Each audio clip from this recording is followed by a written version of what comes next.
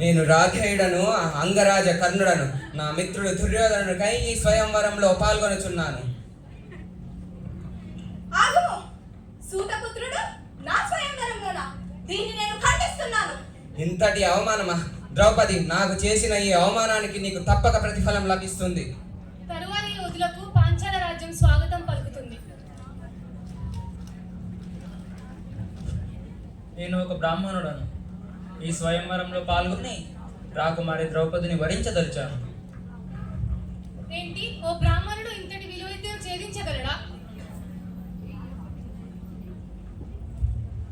బలా, ఒక బ్రాహ్మణుడు అయ్యుండి ఇంతటి క్లిష్టమైన ఈ మత్స్య యంత్రాన్ని ఛేదించారు. బలా వాసుదేవ, మరి ఈ బ్రాహ్మణోత్తముడితో నా పుత్రి సంతోషంగా ఉండగలదా? ప్రతి కార్యము వెనుక ఏదో ఒక నిమిత్తము దాగి ఉంటుంది మహారాజా. మీరు చింతించకుండా వివాహానికి సిద్ధం చేయండి. చిత్తం వాసుదేవ. దండలు మార్చుకోండి.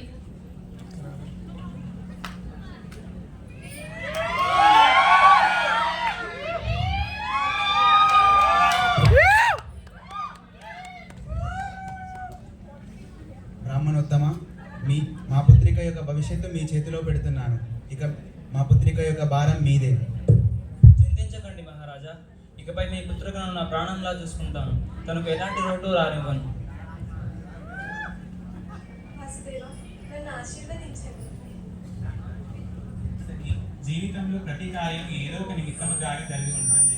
నీకు ఎటువంటి నిర్దేశం లేని చోటున ఈ 5 రాళ్ళు నీకు మార్గాన్ని చూపెడతాయి. నాకు అర్థం కాలేదు సఖా. సమయం వచ్చినప్పుడు అంతా అర్థమవుతుంది. మెల్లిగా సరి. అర్జున, పతి పత్నుల మధ్యన దాపరికాలు ఉండరాదు. నువ్వు వెళ్ళి రాకుమారికి నిజం చెప్పు. మన బ్రాహ్మణులం కాదు, మన యోధులము అని. నిజం చెప్పారు ప్రాత భీమ, కానీ నాకు భయంగా ఉన్నది. ఒకవేళ రాకుమారి తప్పుగా అర్థం చేసుకుంటేనే? ఇప్పుడు చెప్పకపోతే ఎప్పటికీ చెప్పలేము. వెళ్ళి రాకుమారి ద్రౌపదికి నిజం చెప్పు. ఈ వైవాహిక జీవితంలో ఇవన్నీ సహజమే కదా. అవును ప్రాత భీమ. రాకుమారి, మీతో ఒక విషయం చెప్పాలి. అది గుప్త రహస్యం. చెప్పండి రాకుమారా. నేను ఒక బ్రాహ్మణుడను కాను. నేను ఒక క్షత్రియ పుత్రుడను. హస్తినాపుర రాజ్యానికి రాకుమారుడను. నా తోటి సహోదరులు కూడా రాకుమారులే. మా అమ్మగారి ఆజ్ఞపై మేమంతా అజ్ఞాతవాసంలో ఉన్నాము. నన్ను క్షమించండి, మీ దగ్గర ఈ రహస్యాన్ని దాచాను. క్షమాపణ ఏను రాకుమారా. మీరు రాకుమారులని నాకు ముందే తెలుసులే. ఆ వాసుదేవుడి అనుగ్రహంతో మీరు బాణాన్ని ఎక్కువ పెట్టక ముందే నేను మీరెవరో గుర్తించగలిగాను. ఆశ్చర్యకరమైన విషయం, వీర యోధుల వంటి కర్ణుడు దుర్యోధనుడు మాతోనే కలిసి జీవించారు. కానీ వారు మమ్మల్ని గుర్తుపట్టలేరు. కానీ మీరు గుర్తుపట్టారు. మహారాణి, మీ తెలివితేటలు ప్రశంసనీయకరమైనవే. లెస్స పలికితిరి ప్రాత భీమ. మేము మిమ్మల్ని పొందినందుకు నా మిత్రులపై చాలా గర్విస్తున్నాము. చిత్తం. ఇక మనం మన యాత్రను కొనసాగిద్దాం. పదండి రాకుమారి. అర్జున, నీ పత్ని చాలా తెలివితేటలు కలిగి ఉన్నది. జాగ్రత్తగా ఉండుము. జాగ్రత్త? ఎందుకు సోదరా? నాకు అర్థం కాలేదు. ముందు ముందు అన్నీ నీకే అర్థమవుతుందిలే. రాకుమారి, ఇదే మనం నివసించవలసిన వంటి కుటీరం. ఇదే మనం నివసించవలసిన ప్రదేశం. మీరు మా సహోదరులు. మాత దగ్గరికి వెళ్దామా? మాత, ఒకసారి తిరిగి చూడండి. అర్జునుల వారికి వరం రూపంలో ఏం లభించిందో. పుత్రులారా, అర్జునికి దానంగా లభించింది ఏదైనా సరే మీ 5 సమానంగా పంచుకోండి. మాత, ఏం మాట్లాడుతున్నారు?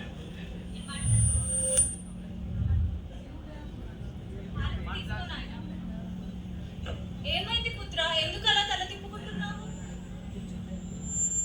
మాత, నాకు దానంలో లభించింది ద్రౌపది రాకుమారి. తను నా పత్ని, పుట్టిని కూడలు. ఒక సఖిని 5 ఎలా మాత? ఎలా పంచుకోగలము? అమ్మ ద్రౌపది, అమ్మ ద్రౌపది, ఆగమ్మా! అమ్మ ద్రౌపది, ఏంటి పుత్రులారా, ఒక కన్య మీకు దానంగా లభించింది అని ఎలా సంబోధించగలిగారు పుత్రులారా? అమ్మా, దానము అంటే కన్యాదానము. మీరే అన్నారు గన, యాచించే యాచకుడి యొక్క తలరాతను మార్చే శక్తి ఆ కన్యాదానానికి ఉన్నది. ఆ ఉద్దేశంతోనే కదా నకులుడు సంబోధించాడు ఈ అర్జునుడికి భాగ్యం కలుగుతుందని. అయినా మాత, ఒక్కసారి నువ్వు వెనక్కి తిరిగి చూడాల్సిందే. అయినా ఇలా అనార్చితంగా మీరు అధికారం మీకు లేదు మాత. అమ్మ ద్రౌపది, నన్ను క్షమించమ్మా. ఈ పొరపాటు నా వల్లనే జరిగింది. నా పుత్రులు నీ స్వయంవరానికి రాము అని చెప్పారు. అందుకే అర్జునుడు స్వయంవరంలో నిన్ను గెలిచి వస్తాడని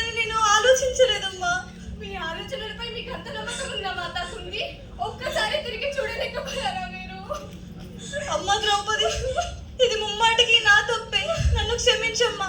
నీకు నాపై కోప్పడే అధికారం ఉన్నది. లేదు మాత, మిమ్మల్ని నేను తప్పు పెట్టలేను. నన్ను క్షమించండి. ఒక వరదగా మారి ఒక జింకను కబలిస్తే ఆ తప్పు ఆ నదిది కాదు, అలా అని జింకది కూడా కాదు కదా మాత. నాకెందుకు ఇంతటి బాధ? నువ్వు బాధపడకమ్మా. అయినా ఆదేశించే వారికి ఆ ఆదేశాన్ని రద్దు చేసే అధికారం కూడా ఉంటుంది. నేను ఇప్పుడే నా పుత్రుల దగ్గరికి వెళ్ళి నా మాటని వెనక్కి తీసుకుంటానమ్మా. అర్జున, నీవు వెంటనే ద్రౌపదిని వివాహం చేసుకో నాయనా. నిన్న ఆ మాటని వెనక్కి తీసుకుంటున్నాను. సరే తల్లి. అవును అర్జున, నువ్వు ద్రౌపదిని వివాహం చేసుకొని పాంచాల నగరానికి తీసుకువెళ్ళు. అవసరమైనప్పుడు తల్లిగారిని కూడా పంపిస్తాము. ఏంటి పుత్రులారా, ఏం మాట్లాడుతున్నారు? నేను పాంచాలి నగరానికి వెళ్ళడం ఏంటి? మీ నలుగురు అప్పుడు ఏం చేస్తారు? చెప్పండి పుత్రులారా, చెప్పండి. సమాధానం ఇవ్వండి పుత్రులారా. మేము నలుగురం కలిసి సన్యాసించచ్చాము. ఈ ధర్మ సంకేతానికి పరిష్కారం జ్ఞానమే. అందుకే మేము నలుగురం కలిసి తపస్సుకి వెళ్ళిపోతాం. ఇంకా అర్జుని కర్తవ్యం ద్రౌపదిని వివాహం ఆడడమే. రాకుమారి ద్రౌపది, రాకుమారా, ఈ సమస్యకు పరిష్కారం దొరికినదా? మీరు మా జ్యేష్ఠ భ్రాతను వివాహం ఆడండి. వారు మిమ్మల్ని రాణిలా చూసుకుంటారు. రాకుమారా, మీరు నన్ను స్వయంవరంలో పిలిచారు రాకుమారా. ఆనాడు అంగరాజు కర్ణుడు దుర్యోధనుడికై నన్ను చేపట్టాలని నా స్వయంవరంలోకి విచ్చేస్తే వారిని నేను ఖండించి మిమ్మల్ని మీ చేయి పట్టుకున్నాను. ఈనాడు మీరు మీ అన్నయ్యని నన్ను వివాహం ఆడమంటారా? ఈ లోకం నేను హస్తినాపుర పట్టపురాణి హౌదా కోసం మీ అన్నగారిని పెళ్లి చేసుకున్నానని సూటిపోటి మాట్లాడుతూ నన్ను వేధిస్తుంది. నా వల్ల కాదు. చింతించకండి మహారాణి, అలా ఏమీ జరగదు. అంతా మంచికే జరుగుతుంది. సరే, నేను సరేనని బలిదానాన్ని ఇవ్వడానికి సిద్ధంగా ఉన్నాను రాకుమారా. మీ నలుగురు అన్నదమ్ములు కూడా సన్యసించి బలిదానాన్ని ఇవ్వడానికి సిద్ధంగా ఉన్నారు. మీ అందరి బలిదానాలచే మీ అన్నయ్య గారు నేను సంతోషంగా ఉండగలమా? సమాధానం ఇవ్వండి రాకుమారా. నన్ను క్షమించండి రాకుమారి, ఈ ప్రశ్నకు నా దగ్గర సమాధానం లేదు. కానీ 5 రాళ్ళు అంటే ఈ సమస్యకు పరిష్కారం. వాసుదేవా, మాతా కుంతి, అమ్మా ద్రౌపది, నీవు అర్జున్ని వివాహం చేసుకో అమ్మా. మిగతా నా నలుగురు పుత్రులు సన్యసిస్తారు. నీకు అన్యాయం జరగనివ్వను పుత్రి. లేదు మాత, ఎవరు సన్యసించాల్సిన అవసరం లేదు. ఈ సమస్యకు పరిష్కారం నాకు దొరికినది. ఏమిటమ్మా ఆ పరిష్కారం? మాత, నేను పాంచాల రాజ్యపు రాకుమారు ద్రుపద మహారాజ పుత్రిక ద్రౌపది అగ్ని నుంచి జన్మించిన యాజ్ఞసేని మీ 5 పుత్రులను వివాహం ఆడ నిర్ణయించుకున్నాను. అసంభవం. నేను దీన్ని ఖండిస్తున్నాను. ఈ 5 బ్రాహ్మణోత్తములు నిన్ను చేపట్టడానికి కుతంత్రాలు పన్నుతున్నారు. నేను ఈ స్వయంవరాన్ని రద్దు చేస్తున్నాను. పద, మన రాజ్యానికి వెళ్ళిపోదాం. తండ్రి గారు, స్వయంవరంలో గెలిచిన కన్యను తండ్రి గారు, తండ్రి గారు.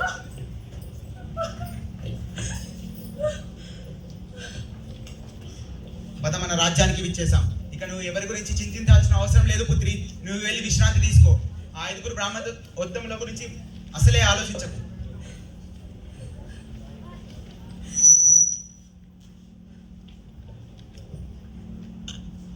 ప్రణామాలు మహారాజా. మీరెందుకు వచ్చారు నా రాజ్యానికి? నన్ను క్షమించండి మహారాజా. ఆ రోజు ఆ సంఘటన అంతటికీ నేనే కారణం. ఆ రోజు నా నోటి నుంచి అలాంటి మాటలు రాకుండా ఉండాల్సింది. వేదవ్యాసుల వారు మా ఆశ్రమానికి విచ్చేసి మన ఈ సమస్యకి ఒక పరిష్కారం ఇచ్చారు. ఏమిటి ఆ పరిష్కారం దేవి కుంతి? అది మేము 5 అన్నదమ్ములం మీ పుత్రికను వివాహం ఆడడమే వేదవ్యాస వారు ఇచ్చిన మా పరిష్కారం. పాండుపుత్రులారా, ఏమిటి ఇంతటి దుష్కార్యానికి వదిగట్టారు? ఆగండి ద్రుపద మహారాజా, మాతా కుంతి, పాండుపుత్రులారా, మీరు వివాహానికి సిద్ధమవ్వండి. నేను ద్రుపద మహారాజుతో చర్చిస్తాను. ద్రుపద మహారాజా, వేదవ్యాసుల వంటి మహా ఋషులే ఈ కార్యానికి సెలవిచ్చారంటే దీని వెనుక ఏదో నిమిత్తం ఉన్నది. ఏదో ధర్మస్థాపన కోసమే వాళ్ళు సెలవిచ్చారు. దయచేసి ఈ యొక్క వివాహమును జరిపించండి. మీరు ఎటువంటి చింతను మనసులో పెట్టుకోకండి. అట్లనే వాసుదేవ, మీరే సెలవిచ్చాక మాకింకా సమ్మతమే ఈ వివాహానికి. ఇక వివాహానికి సిద్ధము చేయండి ద్రుపద మహారాజా. అట్లనే వాసుదేవ.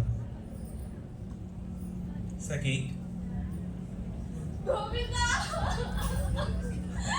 గోవిందా, నేను చేసినది ధర్మమో అధర్మమో తెలియక నాకు ఒక మార్గం చూపించండి గోవిందా. ఏమిటి సఖి నువ్వు చేసినది? 5 పురుషులని వివాహం చేసుకున్నావా? గోవిందా, పాండుపుత్రుల వనవాసం అక్వాలు సన్యసించడం నాకు ఏమాత్రం ఇష్టం లేదు. కుంతి మాత యొక్క కడుపు కోతను నేను భరింపలేను. ధర్మ రక్షణకై, ధర్మ సంస్థాపనకై, లోక రక్షణకై పాండుపుత్రుల ఆవశ్యకత ఈ లోకానికి ఎంతగానో ఉంది గోవిందా. ఈ లోక కళ్యాణానికై నేను పాండుపుత్రులతో కళ్యాణం. చింతించకు సఖి, చింతించకు. నువ్వు తీసుకున్న ఈ నిర్ణయం అధర్మం ఎలా అవుతుంది? ఒక్కటి గుర్తుపెట్టుకో సఖి, అందరూ స్వార్థముగా ఆలోచించి నిర్ణయాలు తీసుకుంటారు. ఎవరైతే ధర్మ స్థాపన కోసం ఆలోచించి నిర్ణయాలు తీసుకుంటారో వాళ్ళే గొప్పవాళ్ళు అవుతారు.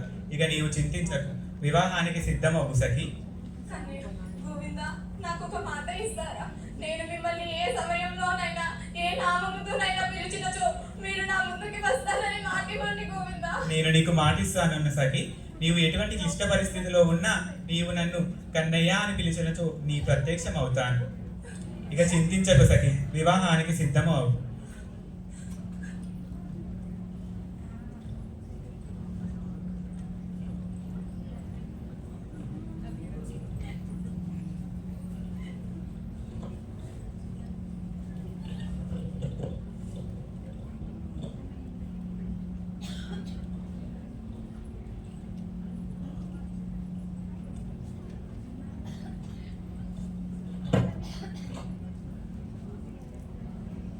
ఆగండి. ఈ వివాహం జరగడానికంటే ముందు నాకు కొన్ని సందేహాలు ఉన్నాయి. ఆ తర్వాత వివాహాన్ని తిరిగి ప్రారంభించుకోండి. మీ 5గురితో నా పుత్రి సంతోషంగా ఉండగలదా? మేము మీకు మాటిస్తున్నాం మహారాజా, మీ పుత్రిని ఎల్లప్పుడూ సంతోషంగా చూసుకుంటాం. అయితే మరి మీ 5గురితో నా పుత్రిక సంసారం ఎలా చేయగలదు? ఈ ప్రశ్నకు సమాధానం నా దగ్గర ఉన్నది. నేను ప్రతి సంవత్సరం అగ్నిస్నానం చేసి పవిత్రురాలిని అవుతాను. మరి మీ ఇతర పత్నులను తెచ్చి నా పుత్రికను అవమానించరు అన్న నమ్మకం అయితే నాకు లేదు. దీనికి సమాధానం? ఈ సమస్య నాతోనే వస్తుంది. నా ఇతర పత్నులను నేను రాజభవనంలోకి తీసుకురాను. అయితే వివాహాన్ని కొనసాగించండి.